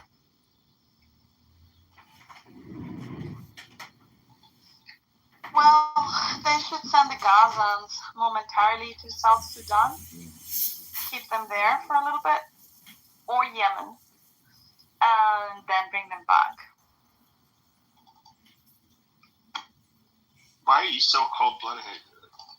Why? Where do you want to put them? In the U.S.? You want to bring them to Europe? People coming here for South Sudan's a fucking hellhole. Well, then maybe that way there will be some attention brought to South Sudan, because their war has been longer than the Gaza, and nobody cares about South Sudan. Well, yeah, but nobody cares about the women and children there. But who's getting targeted in South Sudan? The Christians. Yeah, so why do you want a bunch of radical Muslims to come in and maybe speed up the North process Sudan. Christians get killed? North Sudan. Are you okay, honey? No. Hey, Daniel, you gotta stop sucking on that vape pen every day. Where did he go? He had to go hydrate his throat so he doesn't cough something out. He got offended.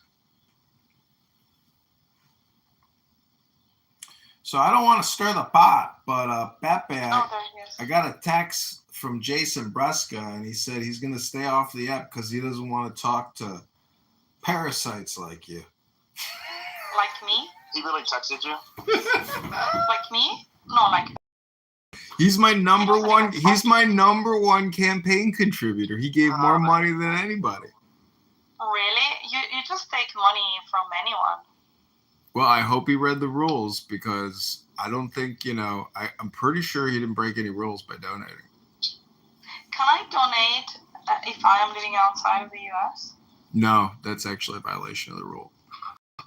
But Caleb and Pepe and Devin can contribute to the campaign to elect candidate Kitover. We are going to Normal, Illinois to get featured at the Illinois State University on their local television network. We're going there September 5th for our second big media interview for the campaign. Oh gosh, it's already 2 a.m. You see what you do, Daniel? You took me out of my clubhouse fasting, and now I'm being sleep deprived. You do this to yourself, Issa. You're your own worst enemy. But I know, but I miss Daniel so much. Well, I want to. He got banned from Telegram, and I couldn't communicate with him. Let me ask Pepe something. So Pepe. So this was the only way. How did you get banned from Telegram? I didn't think that was possible. That's when I don't know, and I wasn't even on Telegram. You just get reported. It's the same as this place. But Pepe claims that love bombing is like sociopathic. Pepe was claiming that love bombing is sociopathic or psychotic, and so I'm wondering when you hear No, I said narcissistic or sociopaths. Okay, so sociopathic. So when you hear Mikhail love bomb Issa, I hear the same thing coming out of Mikhail that is his sociopathic. When does Mikhail love bomb Issa? Go ahead, Issa. Tell him he love bombs Issa. Mikhail never love bombs. Really? Are you serious? A lot of people come in here and love bomb you. Brad loves bomb you. Mikhail love bombs you. If anything, I think you got you out. I think you got the bomb part right with him. No. He doesn't love me. I mean, Well, definitely terrorist who loves fight bombs. all the time, and he just like. Well, you'll have to listen to the YouTube playback. I mean, you're gonna. And he knows that I don't like Muslims, and that's the reason why he does that. But he's the hottest Palestinian in the app. So I guess the affection is mutual, but nonetheless, I'm just saying that. Well, I mean, so what do you think, Pepe? If a female returns the love bomb to a sociopath, what does that make the female, Pepe? That makes her the victim. Depends. Women can. There's women that are sociopaths. They're diagnosed at a lower rate, but like borderline personality disorder, for example, they often tend to get with guys that are narcissistic or have antisocial personality disorder. So they usually both are kind of have their flaws. Exactly. That happened one time to me, and you trauma bond with them. So basically, your head is fucked up, and that's the reason why the love bomber is able to get through to your brain, because there's something wrong with you. And then you trauma bond with them. But it's not love, it's just, some sort of pain addiction or... They have a very unhealthy, attachment style. Yeah. And I thought that would never happen to me because I've always thought, I control things. I'm an intelligent person. I don't get manipulated. But it does happen.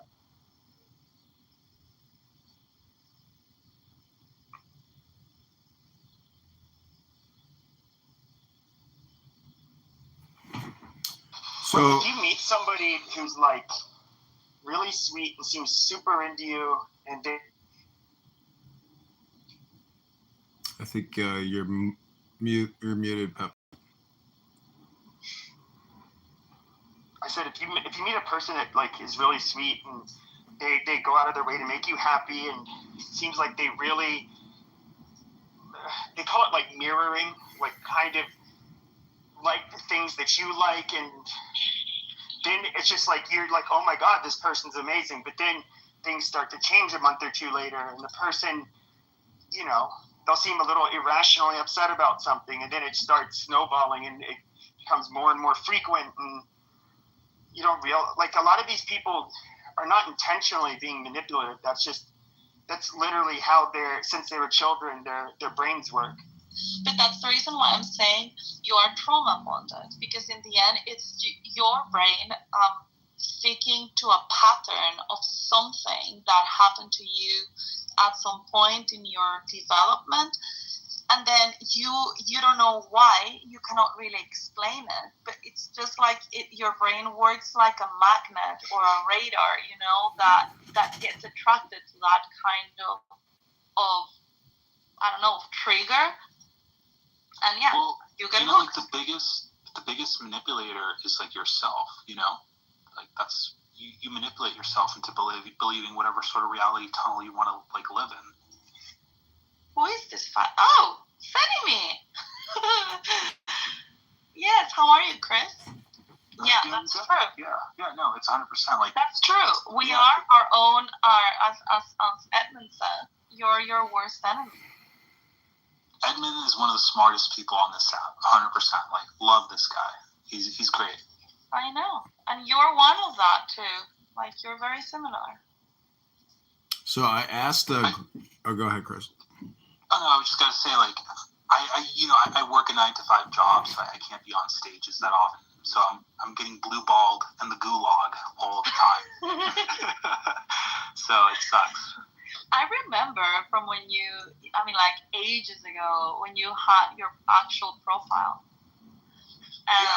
and then you became anonymous and started shadowing Edmund's rooms. Yeah, no, because like he's sort of like this intergalactic radio station. So like I just tune in and he goes to like different rooms, so I could get like a broad, you know, wide information sort of gathering. And it's pretty fun.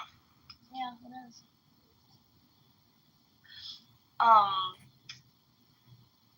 But yeah, I agree with the thing that you're your own worst enemy. So I asked Grok, what are the 10 most profound discoveries of C.G. Jung and his contributions to psychology? This is what it says. Collective unconscious, a shared reservoir of human experiences and archetypes inherited across generations. Archetypes, universal symbolic patterns like the hero or mother that shape human behavior and myths. Individuation, the lifelong process of integrating conscious and unconscious elements to achieve self-realization.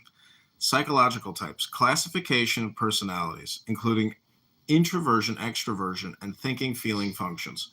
Synchronicity, meaningful coincidences, links, connecting psyche and external events. Shadow, the repressed, darker aspects of the personality that must be confronted for growth.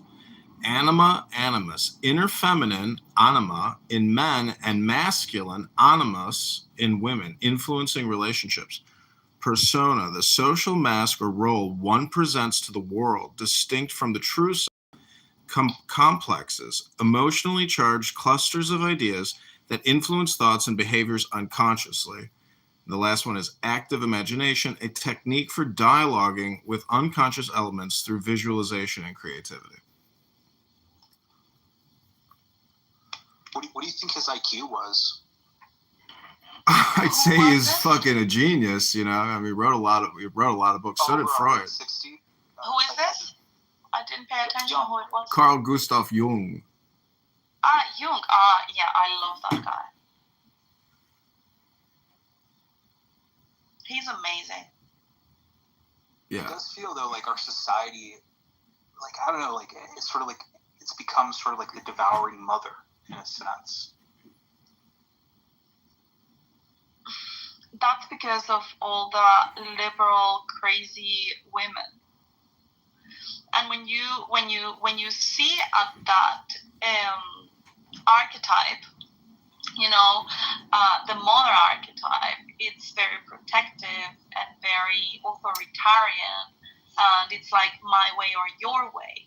And when you mix that with the biology of a woman, you know, like all the hormones and the instability and the fact that we have way more thoughts per second than a man, and then our brains rest less, so we're basically, Jesus, Daniel, we're more neurotic, and you mix that with the archetype of the mother, it's a very bad recipe. for authoritarianism. Have you heard this idea called the longhouse? No. So it's like sort of goes back to like the Native American times, where everyone would live in one house, and it was very matriarchal, and sort of like our entire society, in a sense, is sort of like a longhouse, where like the HR sort of departments, and it kind of takes over, like I don't know, like it restricts human thought, and I don't know, it's just I don't like that at all. What do you think that is? Where is it coming from? I think it's cyclical, everything is cyclical in nature. So, like what John says, like the Tao, right? There's the yin and yang, and it goes in periods of cycles. Well, I put in the chat that the biggest difference between 1995 and 2025 is your cell phone. And your goal should be to capture your cell phone instead of being caught by it. And to me, that's like one of the funnest games, but an exhausting game. However, there are many people that have gotten ahead of their cell phone. And there's many people who are hypnotized by their phone. Other people use their phone to hypnotize millions, but you could be Britney Spears and totally lose it and dance around with knives and get 200,000 likes.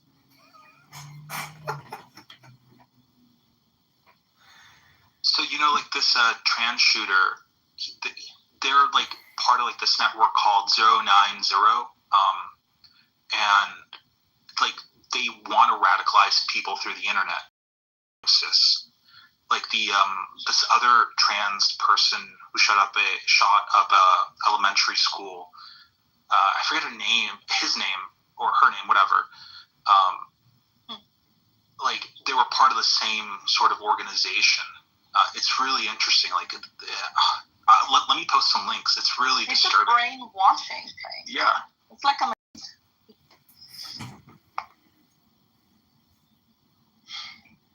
it's like a cult. I don't know. It's just very weird. The whole trans movement is super weird, especially when you see women wanting to have kids just to prove a point and trying to indoctrinate their kids into these movements. It's super sick. Well, there's a lot of insane Jew hate on the internet that's claiming that Jews are responsible for all of homosexual behavior and all human history. Like, you see the craziest memes on X now. I wouldn't even want to share them with you because they're so insulting, but I do screenshot them because I think it's important to like have evidence of a lot of this stuff, because people are mixing art with raw hate and bigotry and propaganda. It's there. It's here on this app. You could say, in my opinion, that the Free Palestine movement is technically like its own cult in a way. Amir's Room is very cultish with Wednesday, and it has a lot of overlays. But every room on this app eventually takes on the role of some type of ceremony or ritual or some kind of cult in a way. Yes, we can hear you. Which mic is working? I don't know, but it just poor Edmund, he was talking. Oh, I'm sorry. Can you hear us? Yes. Okay. Yeah, so I just posted a link to the Wikipedia article. So 764 is a decentralized satanic neo-Nazi transnational sextortion network that is reportedly adjacent to the Order of Nine Angles, a satanic terrorist network. It is classified as a terror network by the United States Department of Justice. Oh my God! It's an actual thing, yeah. Why is it so creepy? Yeah, no, like, and a lot of like these trans shooters have been part of this network, including like this most recent one. They're nihilistic chaos agents.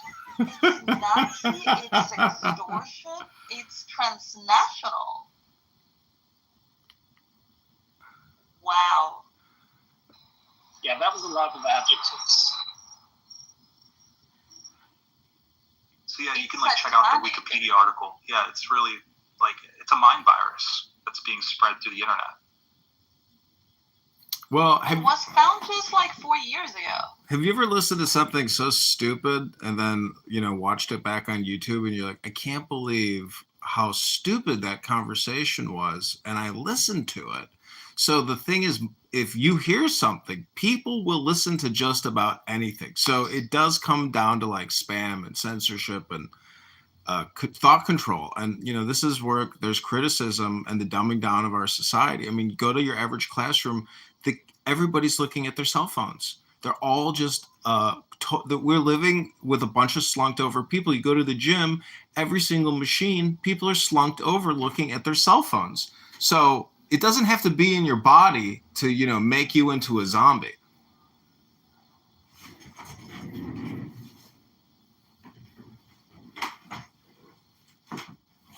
We are all zombies.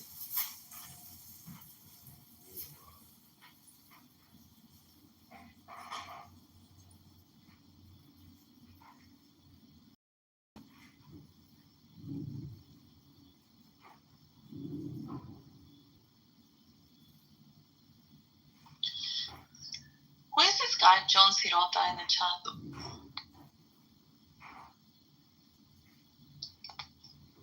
He's a Palestinian lover.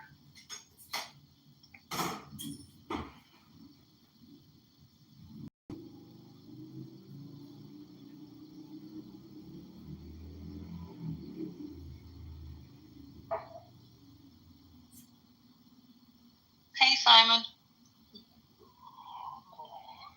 Hola, hola. America is the greatest cult, Josh. There's no better cult to be in. Yeah, what were you gonna say? I don't know. Oh yeah, you're commenting in the chat.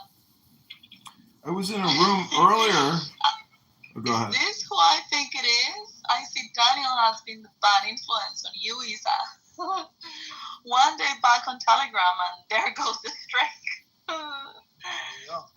Actually, you're right, because Daniel, I was trying to do 30 days of Clubhouse and you got me out of it on day 28, and I just realized that after I connected, I should have stayed up 2 more days. 2 more days! I'm sorry. I didn't know. I apologize for being so irresistible. Like what can I do? I didn't know, I didn't care.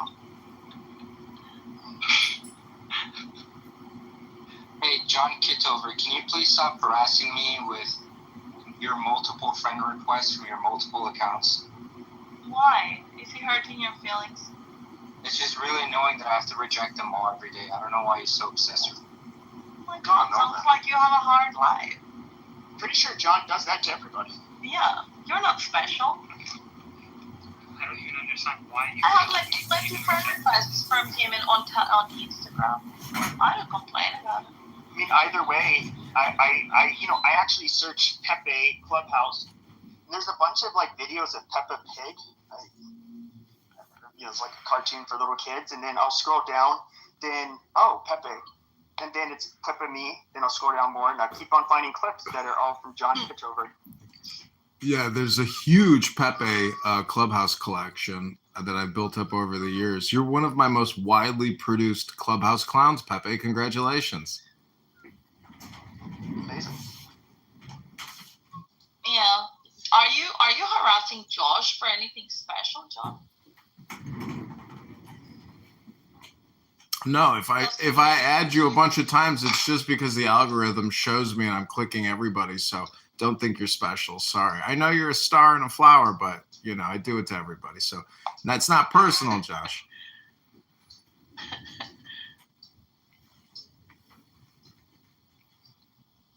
Is it supposed to be better that you're spamming everyone as opposed to just particular people? Yeah. Yeah, it means you're not. It means he's not stalking you.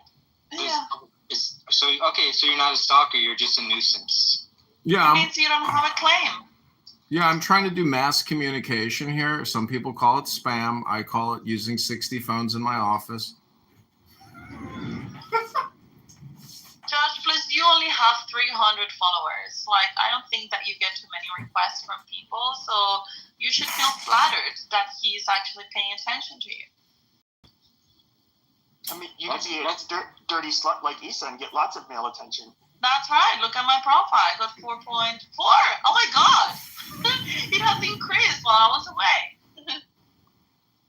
So Pepe, you know, Issa asked me earlier about the drama and the doxing and the shit stirring of the pot. I was just wondering, what do you think your role is in terms of stirring a pot? Because he's the shit stirrer. yeah, he's a chief shit stirrer, isn't he? I'm a different type of shit stirrer. I would make like rooms about controversial topics. I use slurs often. I would give unpopular opinions, but that was like my MO. Mine wasn't to like have the petty drama or back and forth between people. But, you know, not to say I'm above it, because obviously I tried to remain cordial with JB, but he insisted I did something I didn't do. He's like telling people not to go near me, and I don't even make rooms much anymore. And he like, what else did he do? He was calling me names and shit. And so I went in his room and I addressed his questions and said, like, dude, I did not dox Roger. I'm not going to dox Roger. Never told anybody his real name. I gave a screenshot that everybody knows his real name. Exactly, and everybody knows what he looks like from season 1. Yeah, well, I'm not going to say it. And like the drama of saying that somebody's real name is doxing is kind of retarded. My name, you faggot. No. I did not take your name. This is the name of Jesus in Arabic. But I just, you know, so basically he wanted to throw out these accusations. So I just, first of all, he's somebody who went on trial on Clubhouse so many times. He got called out by, you know, the people that had really big audiences several years ago. I re-aired those clips. He dug out both of his felony convictions that involved, well, one was pretty awfully horrible. The other one was just like, you know, just a $200,000 embezzlement, not a big deal. That's not very much embezzlement, really. It wasn't even really embezzlement. It was just fraud. But he, you know, then I play all the clips of the women, the men that he tried scamming on here. And, you know, he lies about his ancestry. He's not a Jew. He mostly was saying he was Italian, zero Italian ancestry. I'm going to say it again, but I have never heard him claim that he's a Jew. He did after October 7th. He told me to my face he was a Jew. To be fair, he does have some people in his family background. He's Eastern European. That when I searched, these weren't his relatives, but when I searched people that were named his relatives, the same name, they were Jewish. Point, a lot of there's a lot of Jewish DNA in people. Like I have 4% according to my DNA. No, I'm not talking about DNA. Jewish. No, I'm not talking about DNA. I'm talking about, is it possible that he has maybe one side of his family is Jewish? Perhaps. I didn't go digging into that, but he does have one particular surname that seems most of them are Jewish that I came across. So it's possible. Fellow Jewish people. So, you know, I was just asking, you know, why you stir a pot of hands. Don't you see, John, that people here love to pretend that they hate and that they're unhappy, but everything works out well because they are happy while pretending they aren't. This is how they get their dopamine. Well, I wouldn't say that. I personally, if you're going to try to like, and his MO has always been like he tries to weasel his way into a platform like Million Man Marathon, Healthy Debates, and then try to get like an admin or be allowed to open rooms, and then all of a sudden, I won't get into his real issues, so I don't want to litigate that in here, but he has a lot of issues, but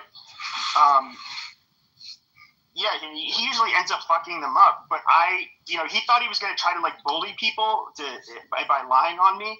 Fine, I will run your ass through the mud, like, and I did. It was embarrassing for him. He had to do mass reporting. And I mean, this is Clubhouse. Everybody on here has serious issues. This is not news. I was thinking No, he exactly has- the same. Right. He has much more serious think of issues. anybody on here who doesn't have several cluster B No, diagnostic criteria, like immediately noticeable. Sure. Well, he definitely has those, but I mean, most people do not have an Everybody egregious. on this. Yes, but I'm talking about like an egregious criminal history like him. Well, we are. That's fine. That's a little bit different. That's fine, but you don't have it. Most people do not have the I don't egregious have a felony criminal history that he has. Yeah, criminal is different. Most of us are pretty good at not getting caught. Okay, so would you? I'm sorry, but would you Would you con two women and coerce and threaten them, saying that if they leave, they're gonna let their family know? Yeah, and to me every day. and 50 and 6. Hold on, and then hold on. 50 and then you have them sleep over the course of 2 days with 50 to 60 men each, and don't give them any of the money. Yeah, he's trying to do that to me, but like this guy's just a piece of shit. So he's a pimp. No, he's not a pimp. He was literally it was fucking fraud. I mean, if he's having them sleep with people. This is funny because that is not pimping. Because that's not no, pimping. hold on. The concept of what Pepe is describing, I don't know if it's true or not, but the concept that he's describing is more sex trafficking and more pimping. Like you look at the kind of like how it's voluntary, right? Like the woman is being commercialized. He's describing it more pimping. all you have to do is go to YouTube and type in Pepe Clubhouse. You just got to type in Pepe Clubhouse. It's not Peppa the Pig. It's Pepe Clubhouse. But this is entirely different. Hold on, just let me say this. That's a very serious accusation.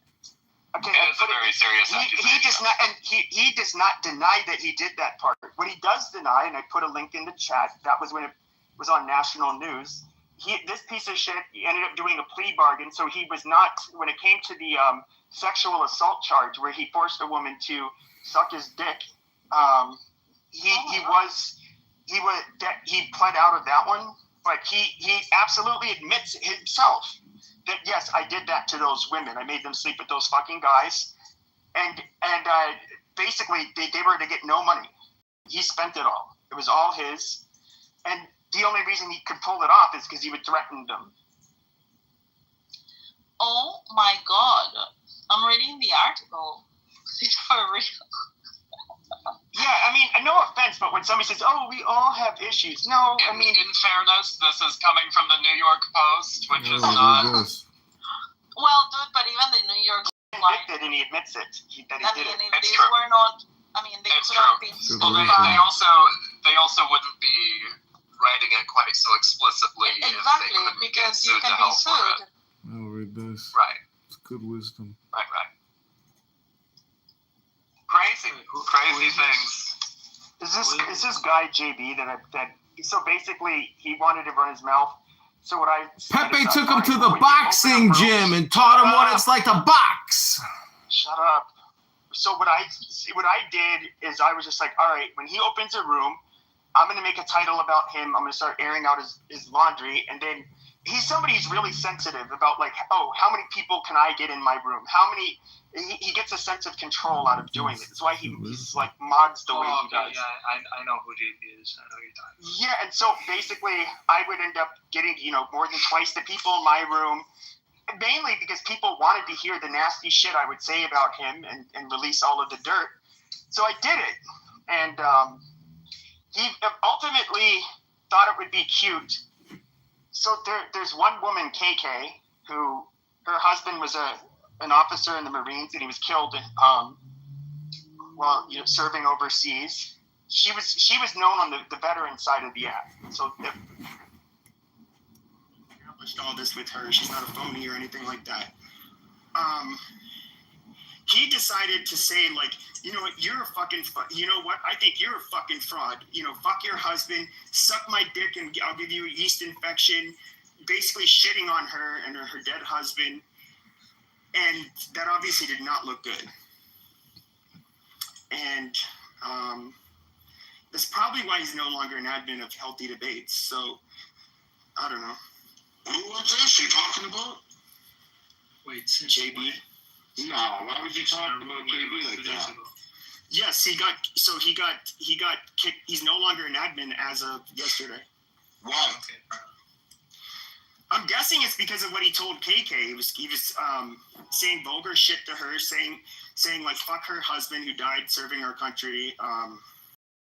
That she's a phony and she's a fraud, and her husband was like, you know, a piece of shit. He didn't trying to say that like, oh, he probably didn't even die serving the country. You know, just really insulting shit. I don't believe that. KD's a good guy. We have it on. You want me to play the recordings? Yeah, play it. Okay. All right. See, I went. I mean, like, I don't know him well, but don't put your hands on fire for anyone on Clubhouse here. Like, you would get always surprised. No, but it's the context. I've been on him with him for 5 years. I'd love to hear the context before on why he was talking to what did she say? Oh, it's because the reason why is because she didn't even say his name, but there was before he was convicted of that sex trafficking shit that's in the chat. He was convicted of basically he lied to a woman, said he worked for Bear Stearns, said he worked at one of the departments there.